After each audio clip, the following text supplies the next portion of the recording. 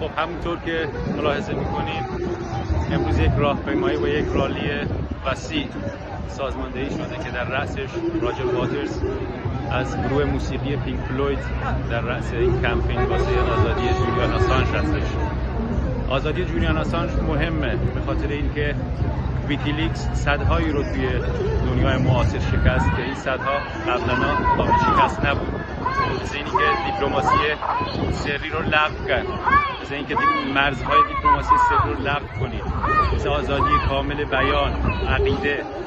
و از این نظر جولیان آسانژ جایگاه مهمی داره، آزادیش جایگاه مهمی داره. قرار روز دوشنبه حکم استردادش توی دادگاه عالی بریتانیا تو لندن دوباره باز بشه و قرار تحویل به اصطلاح ادمنستریشن آمریکا داده بشه.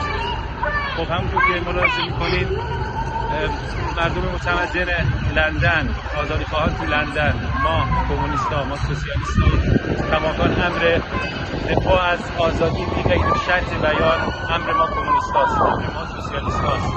امری که سالها پیش و قرنها پیش کماکان باعثی بورژوازی و نظام سرمایه‌داری پیاده‌اش می‌کرد و اجراش می‌کرد، امروز داره تمام این دستاوردهای جامعه رو که از پایین به بالا بهش اعمال شده بود پس میگیره و اینا کماکان میشه کمونیست‌ها، دفاع از آزادی بیان میشه امر کمونیست‌ها و این مهمه. از این لحاظ که به هر حال هر چی باشه ادمنستریشن آمریکا، دولت آمریکا مورد به اصطلاح انگشت اشاره به سمت اونه، به خاطر اینکه بخواین نخواین از جنگ اول خلیج و جنگ دوم خلیج ویکیلیکس کاری که کرد دست اینا رو کرد. که اینا به اصطلاح پشت تحمیل جنگشون به خاورمیانه و به جامعه بشری و به این روز انداختن جامعه بشری و به سناریوی سیاه کشیدن خاورمیانه رو کرد، واسه بشریت متمدن رو کرد که این جنگ ها اهدافی جز اهداف توسعه طلبانه و اهداف جنگ ستیزانی و میلیتاریستی غرب و کشمکش های درونی بورژوازی برای تقسیم قدرت جهان دوباره بین خودشون رو نداشته. این جنگ و این حال خرابی که توی خاورمیانه امروز حاکمه محصول همین دیپلماسی مخفیه که در بالا شکل گرفته و به طور واقعی ما مثل حزب حکمتی خط رسمی یک بند از منشورمون رو به این اختصاص دادیم که باید دیپلماسی مخفی لغو بشه. در فردای به قدرت رسیدن کمونیست‌ها و طبقه کارگر، در فردای به قدرت رسیدن ما کمونیست‌ها تو ایران، این یک بند مهم و حیاتی به نظر من باید باشه توی قانون اساسی ایجاد که دیپلماسی مخفی نداریم. هر چی هست باید علنا به جامعه اعلام بشه تا جامعه بتونه تصمیم درست رو راجع به حکومتی که اون بالا هست یا راجع به سرنوشت زندگی خودش بگیره.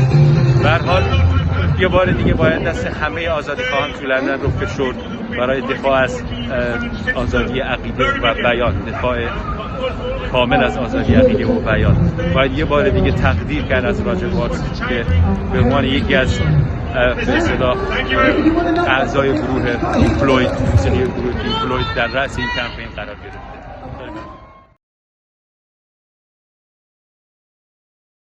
Here for Julian Assange. All right, bear with me. I've got some names on this piece of paper, people to whom I wish to refer. The first, of course, is Julian Assange himself, a journalist, a courageous shiner of light into the dark places from which the powers that be would dearly like to have us turn away. Julian Assange, a name to be carved with pride into any monument to human progress. Julian is why we are here today, but this is no parochial project. We are today part of a global movement that might be the beginning of the global enlightenment that this fragile planet so desperately needs.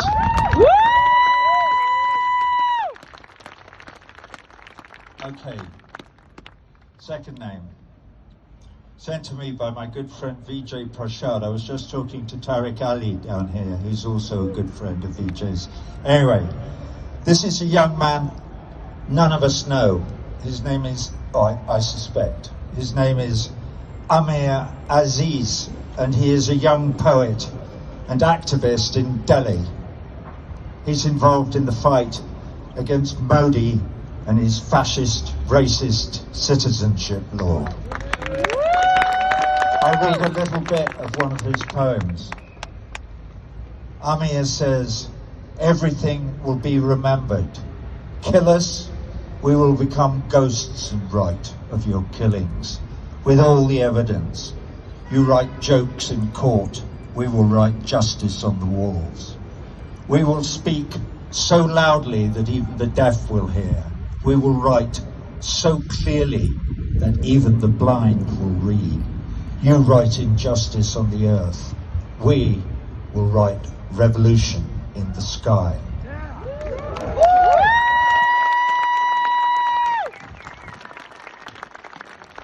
I think this kid's got a future. Anyway, can I have a sip of water? Thank you. Take this outpouring of the human spirit from India is taking place in a time of revolt when the fetters of propriety are set aside. Thank you so much. Christ, it looks like it's going to bite my nose.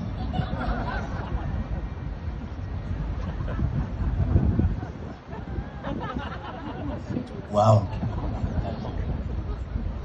Okay. Also, as we meet here in London, across the Atlantic in Argentina, thousands of women are taking to the streets to demand the legalization of abortion from President Fernandez. All power to them. It's not just Argentina. This last year, we've seen major protests erupt across the whole world against the neoliberal fascist regimes. In Chile,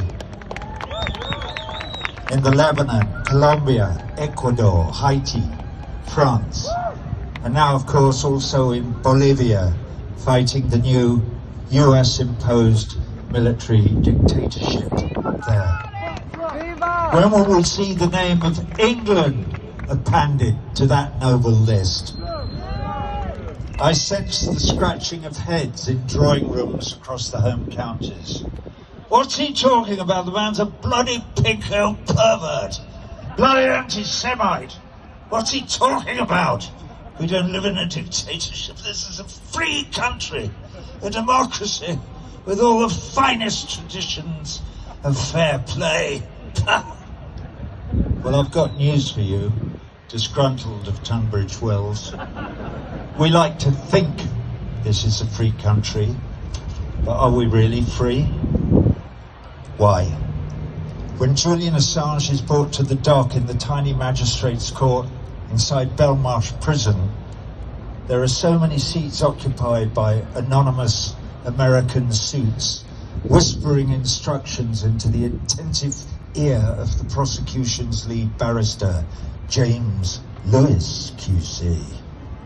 Why? Because we don't live in a free country.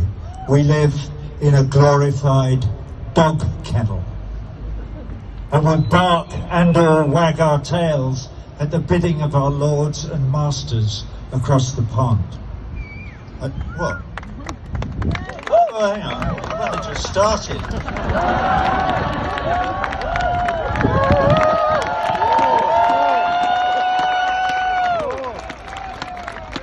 I'll read a bit more. By popular demand. I stand here today in front of the Mother of Parliament, and there she stands, blushing in all her embarrassment.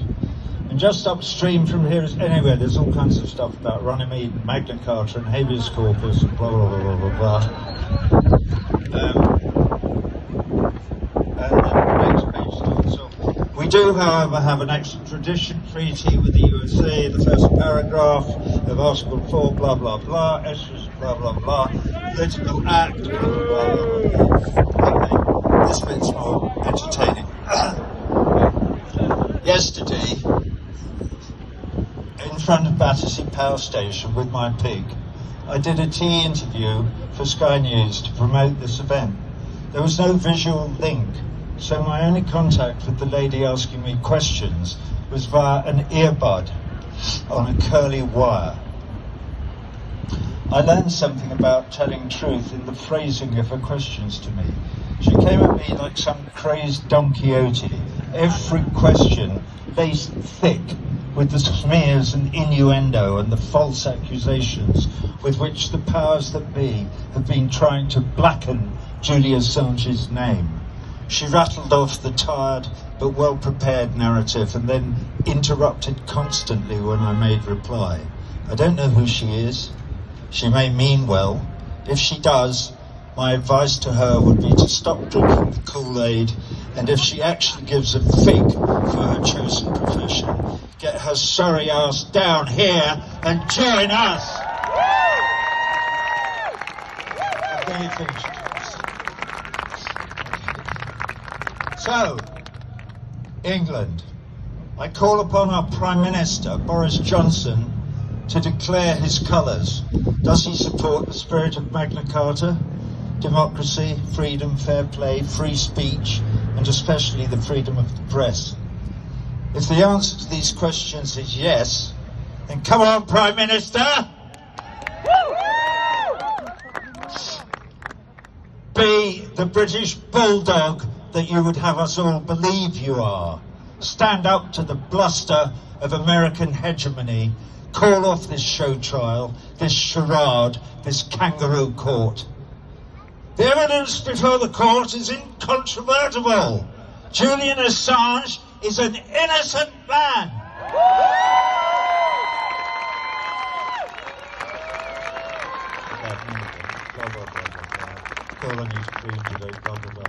Okay. I cannot leave this stage without mention of Chelsea Manning, who provided some of the material that Julian published. Chelsea has been in a federal prison for a year, incarcerated by the Americans for refusing on principle to give evidence to a grand jury specifically convened to make an example of Julian Assange. What courage. They're also fining her $1,000 a day. Chelsea, from across the pond, yours is another name to be carved in pride. I've been reading the latest on your case and it looks as if your legal team blah blah blah blah blah blah blah blah. True hero. One more. Also Daniel Hale. Daniel is a whistleblower you may not know of yet. He was in a great documentary movie, National Bird, Sonia Kennebec, blah, blah, blah, blah, blah, drone program, blah, blah, blah, blah, blah. They pursued him remorselessly, blah, blah, blah, blah, blah, blah, blah, blah. Okay. Oh yeah, I like this bit, hang on. Daniels is another name to be carved in pride. Those of us who have never compromised our liberty in the cause of freedom, who have never picked up the burning torch and held it trembling over the crimes of their superior officers, can only wonder at the extraordinary courage of those who have.